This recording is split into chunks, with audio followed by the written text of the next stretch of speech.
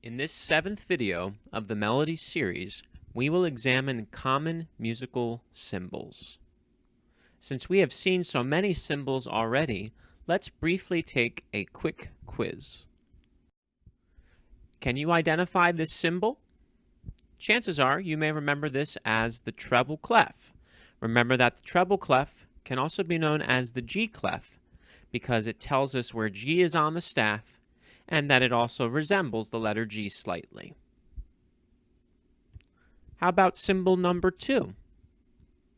Hopefully you remember that this symbol is the double bar, or more commonly, the end bar. When we see it, we know that we are at either the end of a section or song entirely.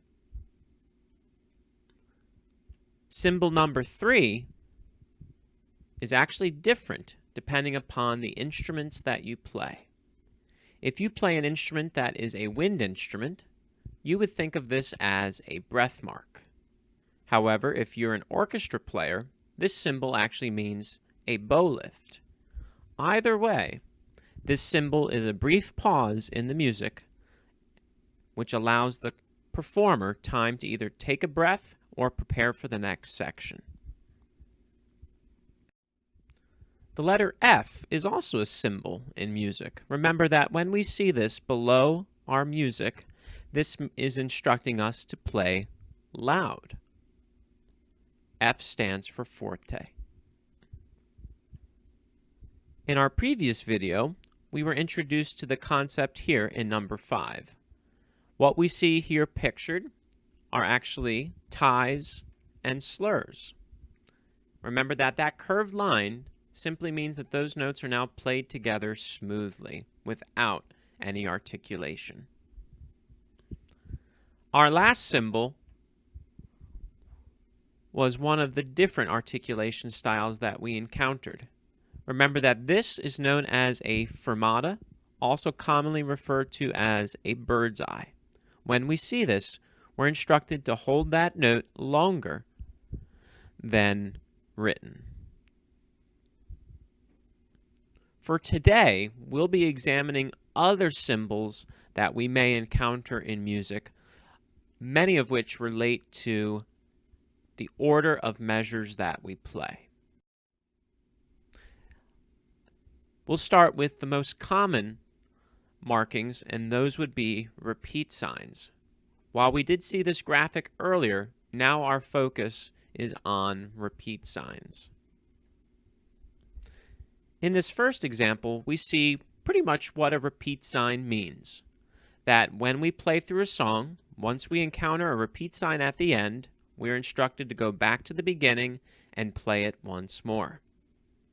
Repeat signs, however, do not have to always be at the end of a song. They can be partway through as well. When that happens, we go back to the beginning again, this time playing through the entire piece until the final double bar. While most of the time we encounter repeat signs, there'll be end repeat signs, there's also the opportunity for there to be repeat signs that are the inverse. When that happens, that is just simply instructing us not to repeat back to the beginning, but simply back to that earlier repeat sign. A perfect example of when this happens is through the use of firsts and second endings. Here we see that we would repeat back to the beginning and then the second time actually skip the first ending.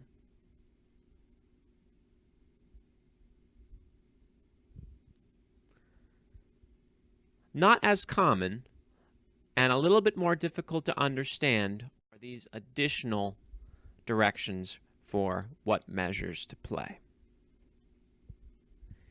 If a song says DC, that is an abbreviation of the word da capo, which is the Italian term for to the beginning or to the front.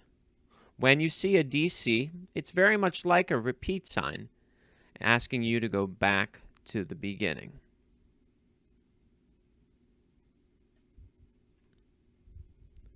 Another abbreviation that we may encounter is DS, or del segno. This means to the sign. So when we see a DS, what we would do is play through the entire piece. Once the DS is there, we would return back to the measure marked with this symbol, which looks like an S with a diagonal strike through it. From there, we would play, in this case, to the end or until any other changes. Another symbol that we may encounter is a coda sign. Here, like the DS, this symbol is telling us where to go for the end of a song. Since this is a DCL coda, I would play from the beginning until the end of this measure. The DCL coda would tell me then to go back to the beginning, play until this first coda sign or a marking that says to coda.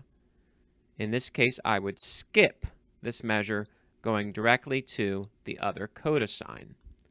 So think of a coda almost as though it's a portal, allowing us to travel from one measure to another, sometimes skipping those in between.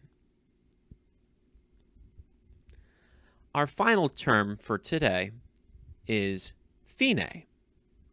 Fine simply means finish or stop in Italian. So in this instance, we see a DS al fine. Here we see that I would play from the beginning all the way through, and since it's DS, go back to the segno and play until the fine. Notice that double bar, the end bar, is right there. So that tells me that I'm finished. In our next video, we will learn about harmony.